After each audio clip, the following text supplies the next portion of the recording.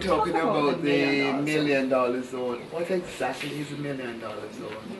How did that start for one? And then I think there's a shift, SHIFT. Yes. Within yes. that $1 million zone also. Yes. So tell us a little bit about that. So the $1 million zone is a state of being. It's a state where you are in flow, where you are relaxed, where you are creative, where you're innovative, where you are happy, as opposed to, and most of us have been there at some point. Unfortunately, most of us don't live there all the time. But when you're in that state of being, literally your mind works, functions more creatively. We are solution oriented instead of problem oriented. So it is a productive state of being and a joyful state of being. Now, when we're not in that zone, we are usually more pessimistic. We struggle. We are more problem oriented, and life, everything feels hard when you're outside of your $1 million zone. So I developed over the years, and as I said, in my childhood, my teenage years and early 20s, and actually up to my early 30s, I spent a lot of time, most of the time, outside of my $1 million zone, rather than in it. And so I have, over the years, developed this 5-step process of helping people to shift back in. Because when you're here, whether you're and you want to be here, you need to make a shift, right? You know the definition of insanity, right? Keep doing the same thing the same way, expecting a different result. Results, right. So it's an acronym. The word shift, SHIFT. So the S stands for seeing, which is awareness, because you can't change what you can't see. Everything begins with awareness. Okay. The H stands for honoring, which means honoring what is. So acceptance without judgment, right? Which is challenging because, from when we open our eye, we're taught to judge. This is good, this is bad, this is right, this is wrong. Which, by the way, that creates such polarization that's half the problem. So it's a process of learning to release that. But when I honor what is, actually what happens is you become present. Because there's only now. Right? So this is what's happening. Then you can decide, I like it, I don't like it, let me shift. Okay? The I stands for identify. So, what is it that needs to change? What is it you like or don't like? And then the F stands for focus and feel. Focus, of course, because what you focus on expands. That's the law of attraction, right? What you focus on, you get more of. Unfortunately, most people are focusing on what they don't want, and they don't realize it, right? It's not that we're all like walking around ignorant and making life hard for ourselves. We're just not aware. So the other F is feel, because you have to feel it to heal it. The feelings or emotions are just energy in motion. Motion. Okay. Energy in motion. But what happens is we've learned to judge the emotions too. Like if I get really angry, right, and or enraged, most of us think that's not a good thing. So what happens is there's an automatic reaction in us, and we kind of suppress it. We're like, ugh, or it might be an inappropriate time, or it's the circumstances are inappropriate, and we unconsciously suppress it. Okay, so the energy doesn't get released.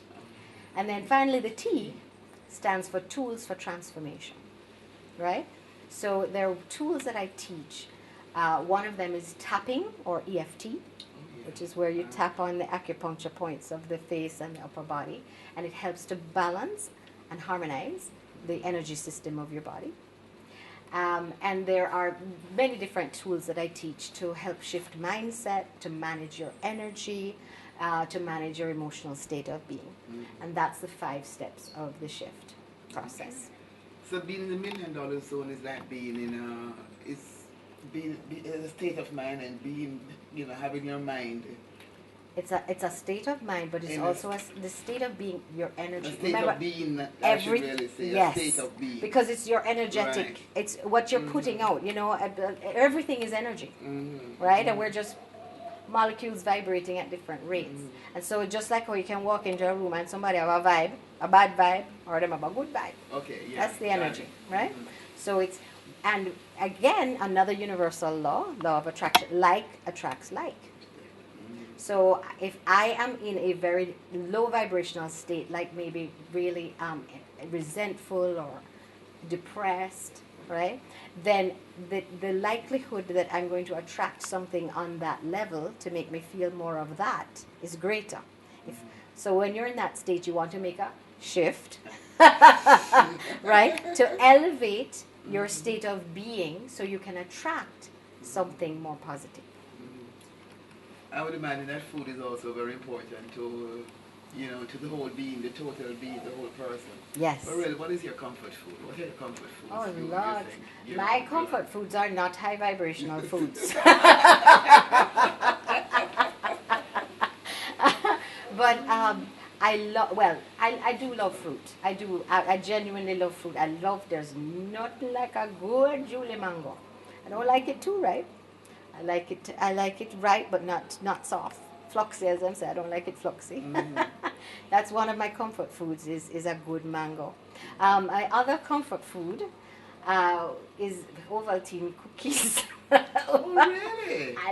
My mother says, they don't sell that in America because the first thing I do is if she doesn't have it in her cupboard, like last week I went out and bought 2 packs. So they're not sold there, or you don't? I haven't been able to find it in the Jamaica. I'm I'm sure they are. It's probably more in New York or something. But okay. So where do you live? I live in Maryland, just outside Washington D.C. Yes. So. A friend of mine who just called me who lives in Maryland, going back on Friday. Oh, cool! Yes. So. Yeah. So how do you distress? De-stress. Yeah.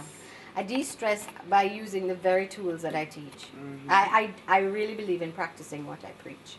So tapping is a fantastic tool for de-stressing, releasing that charge of energy and bringing your nervous system back into a state of calm. And I love yoga. I don't practice as consistently as I used to when I used to teach. But I every now and again, Spirit will remind me and life circumstances will remind me, pull back in and get back on my mat. I really believe in practicing. Yoga is a way of life as well. So I believe in taking my yoga off the mat. Yeah. So I have a massage regularly. I advocate this to my clients. I said, when you don't leave the appointment without making your next appointment. Because that way you have it consistently. So I try and do a massage. I do acupuncture regularly. I try and do that once a month as well.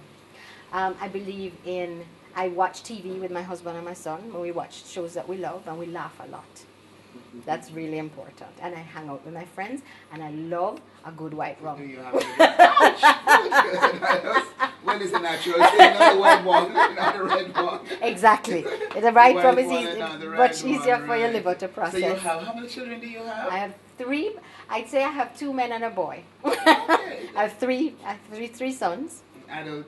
2 are adults. One is 28, one is 26, and my youngest is about to be 16. Okay, wonderful. Yeah, he keeps me. I'm so blessed. I have the 3 most amazing children on the planet. They are amazing. The children are your best friends also? Oh, my husband is my best friend. My husband is one of my best friends. I have many female friends as well because he can never fill that role.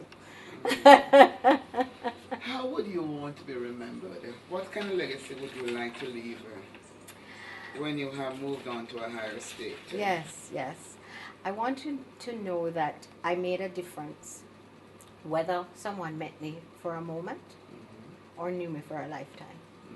I want to know that my very presence and the conversation we had or the look that we exchanged or the touch made a difference in their lives. And I don't get to decide what that difference is. They do. I already know that I've made a difference on this planet, and I continue to do that every day because I have people who find me 10, 15 years later and tell me. And so that's a blessing. And I've learned to welcome that in. The more that I've learned to love and value and appreciate myself is the more that it is mirrored back to me in the world. And so that is one of the principles I teach, the fact that the world is just a big mirror. The only way you can see yourself is in a mirror. So through the people and the circumstances that you attract, you get to see yourself. Most of us don't really like what we see. And that's what got me on my journey. I didn't like what my children were mirroring back at me when they were very young. And that's what started me on my own personal development journey. Yeah. That's excellent. That's good, I think. I really do think that's good. Yeah. But yeah, you got to that stage in your life and you sorted yourself out, found exactly, the route you wanted to take. The Louise Hay book helped you tremendously in terms of making that leap. Do you still read a lot, or Oh, I'm a voracious what reader. are your favorite books? Oh, you mean what is my favorite book? Books? Oh, my favorite books. I love the Untethered Soul by, I think it's Michael Singer. I love the Celestine Prophecy, James Redfield. I love Louise Hay, of course. You Can Heal Your Life. I love The Four Agreements by Don and The Voice of Knowledge.